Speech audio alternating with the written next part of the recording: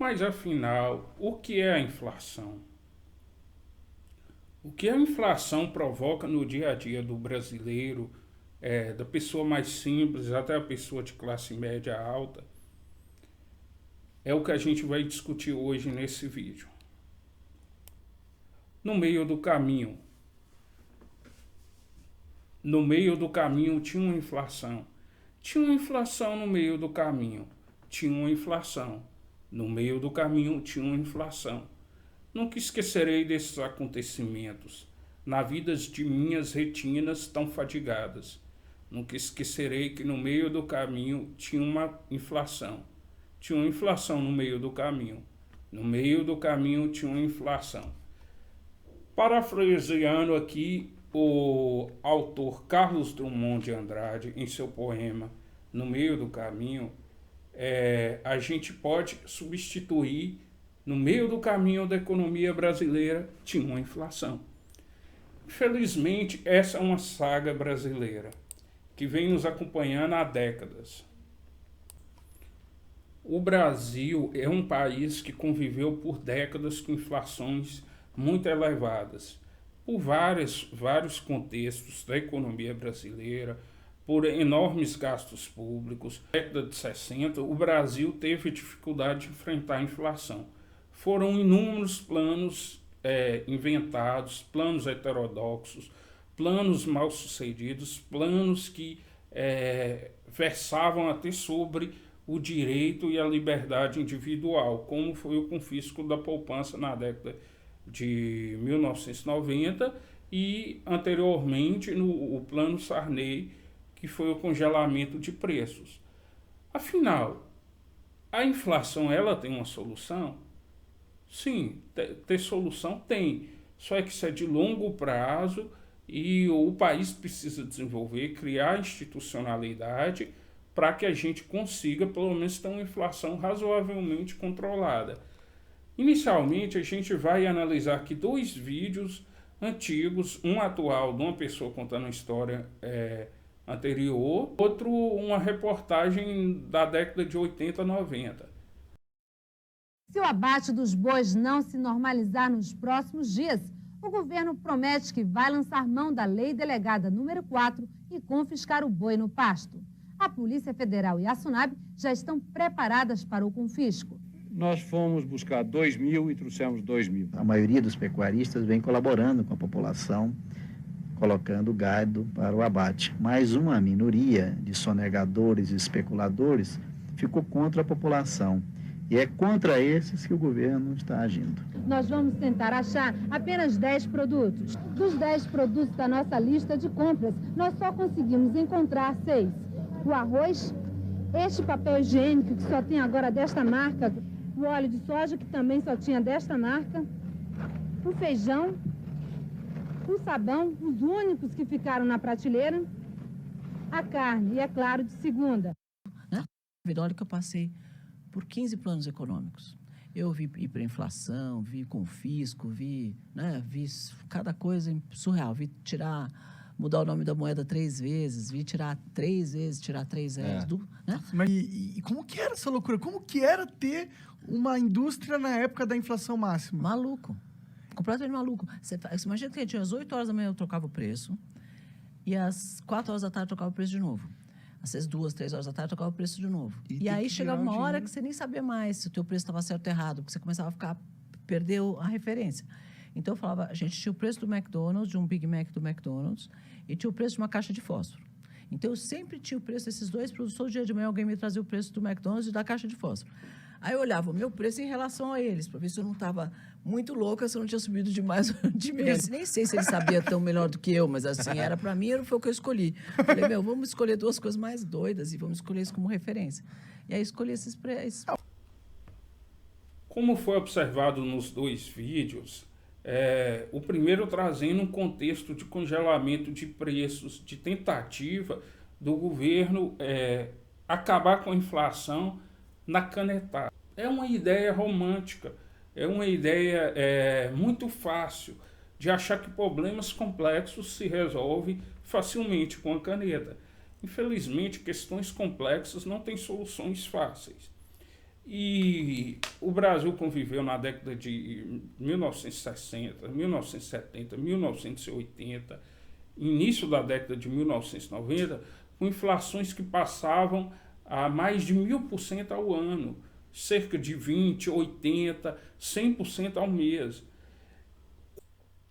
Com o início do Plano Real, foi uma quebra que se teve na inflação galopante que se tinha até aquela época. No entanto, a inflação ela continua sendo uma chaga brasileira.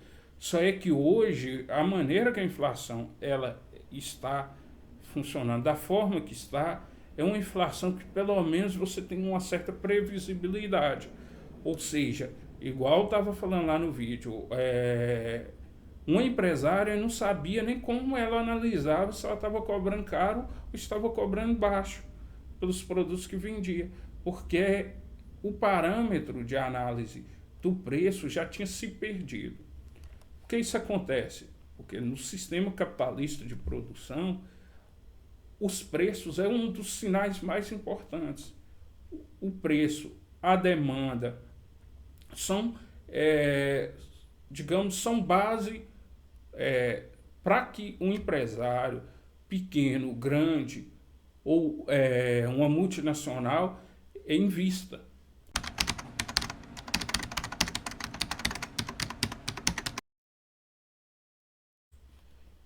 Imaginemos a seguinte coisa. Imaginemos como um pequeno produtor rural que produz produtos de hortaliça. Esse pequeno produtor, ele resolveu plantar basicamente alface e tomate. Num determinado ano, ele percebe que o tomate está subindo muito. Qual a tendência dele? É aumentar a produção de tomate, porque aumentando a produção de tomate, ele vai ter uma lucratividade maior em relação à alface, em relação à couve, em relação à cenoura. Se por acaso naquele ano o preço do tomate cai muito e aí ele vê que realmente o preço não está legal, qual é a tendência? Que ele começa a produzir mais alface, mais cenoura, mais outras hortaliças. E principalmente nesse tipo de produto que é perecível, que é um produto que a gente fala de produção rápida, o mercado consumidor e o produtor, eles se interagem rapidamente. Ou seja, pode ser que você vá no início do ano e veja o tomate a R$10 o quilo, no final do ano você veja a 5. Então, uma variação de 100% do preço mais baixo para o preço mais alto. Ou do preço mais alto para o preço mais baixo, uma queda de 50%.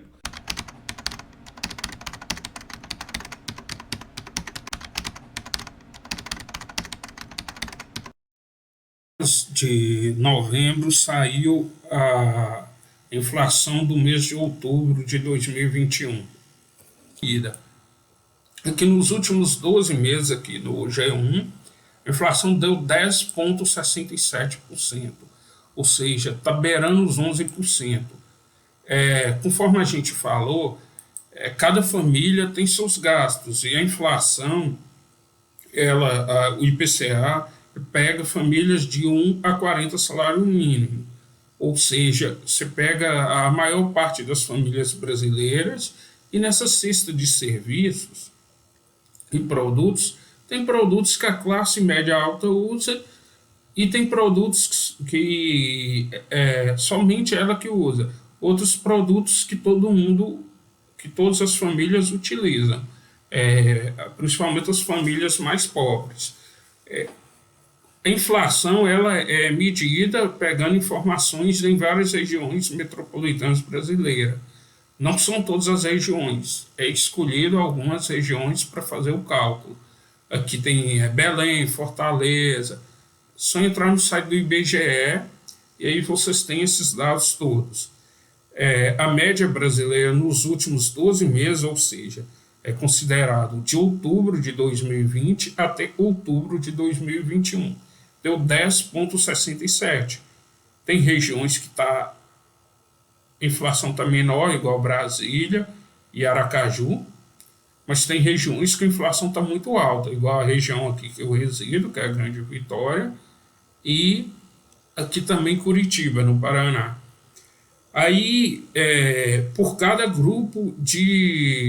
por cada núcleo da inflação, mas o grande vilão se chama transporte, por causa do quê?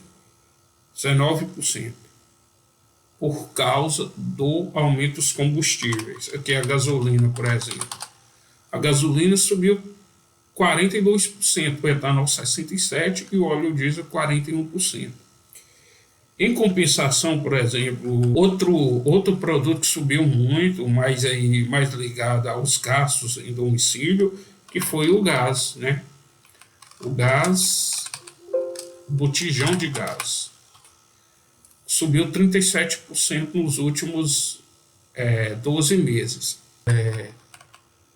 Passagem aérea. Dificilmente uma pessoa com salário muito baixo vai estar inserido nisso, mas a classe média alta e a classe alta, ela vai estar inserido nisso, ou seja, na cesta de consumo de uma família mais em condições financeiras melhores está a passagem aérea. Agora o metrô já inclui praticamente todas as famílias, principalmente as mais simples, né? As mais pobres que usam transporte público. Aí, em compensação, por exemplo, algumas áreas como comunicação, a inflação não foi muito grande. Que Correios, telefonia fixa teve um aumento expressivo, serviço de streaming também, né? Mas o aparelho telefônico não teve um aumento expressivo. E o plano móvel também de telefonia celular, o aumento foi inexpressivo.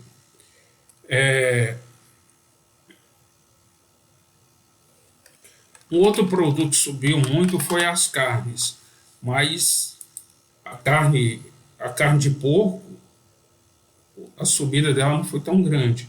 A média das carnes foi 19,71%. Mas aqui tem contrafilé, carnes, principalmente carne vermelha, subiu muito de preço, chegando a 35%, 30%. Então, para vocês terem uma noção de que o IBGE, quando faz esse cálculo, ele faz um cálculo de uma média, ou seja, depende da situação econômica das famílias, ela vai sentir mais a inflação, ela vai sentir menos. No entanto, a inflação está alta para todas as famílias, né? Aqui o gráfico que eu fiz aqui com a média da inflação acumulada nos últimos 12 meses, desde o início do Plano Real, eu peguei os dados de outubro de 95, que aí pega os 12 meses anteriores a outubro de 95, ou seja, pega de outubro de 94 até outubro de 2021. Por que foi utilizado dessa forma? Porque o Plano Real foi iniciado em julho de 1994. E só para vocês terem uma noção de que a inflação ela começou mais ou menos no período aqui analisado, começou a 24%. Aí ela reduziu, depois houve um aumento muito grande aqui no final de 2002, início de 2003. Subiu muito também aqui em fevereiro de 2015 até início de 2016 e agora novamente. A questão é que, como essa inflação tem subido muito, aqui já ultrapassou a inflação de 2015 e 2016.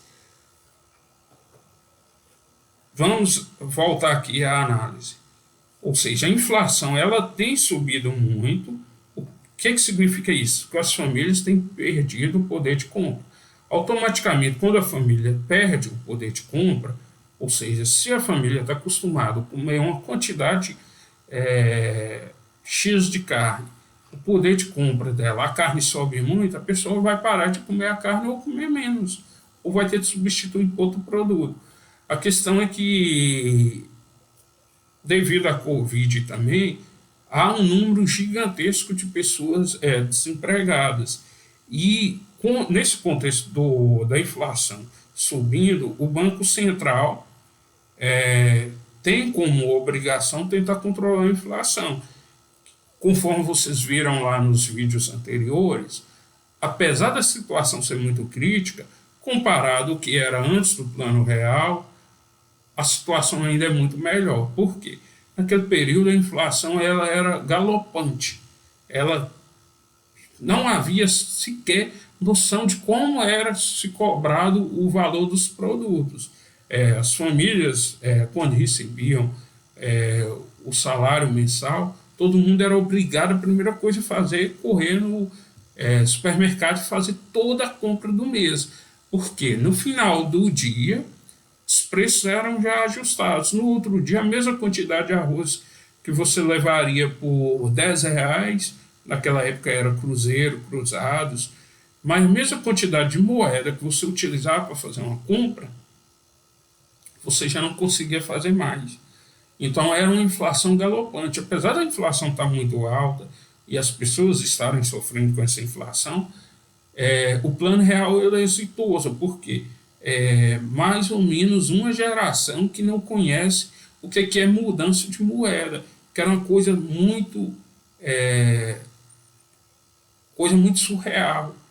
A inflação era tão alta que não dava tempo nem de produzir novas notas. Então carimbava a nota lá com o valor anterior. Ok. Aí, a primeira questão é isso. As famílias estão perdendo o poder de compra. Para tentar controlar a inflação, o Banco Central começou a subida da taxa de juros da Selic. Com a subida da Selic, automaticamente as famílias vão ter menos recursos para fazer compras no crediário, compras de casa própria, de automóvel, de TV, de linha branca. Por quê? O financiamento vai ficar mais caro e automaticamente ficando mais caro, parte da população não vai ter acesso ao financiamento. Ao mesmo tempo, as empresas também são obrigadas a reduzir os investimentos. Por quê? Primeiro, ela já analisa, eu vou ter demanda menor para o meu produto ou serviço. Até uma empresa, por exemplo, de varejo, fala a possibilidade de eu abrir uma nova loja e não ter clientes que mantenha o custo daquela loja é muito grande. Ao mesmo tempo, há um incentivo para que não seja feito esse investimento. Por quê? Até o ano passado, os rendimentos de renda fixa estavam muito achatados, ou seja, 2%, 3%, 4%. Aí, automaticamente, a área de análise da empresa vai ver se hoje vale a pena correr um risco para ganhar 15% em cima de um retorno que a gente não tem certeza, ou 20% de um retorno que a gente não tem certeza, se a Selic chegar a 10%, talvez a empresa fale assim, vale a pena, mas não vou fazer isso esse ano, no ano de 2022, eu vou fazer isso no ano de 2023. Ou seja, há uma postergação de projetos.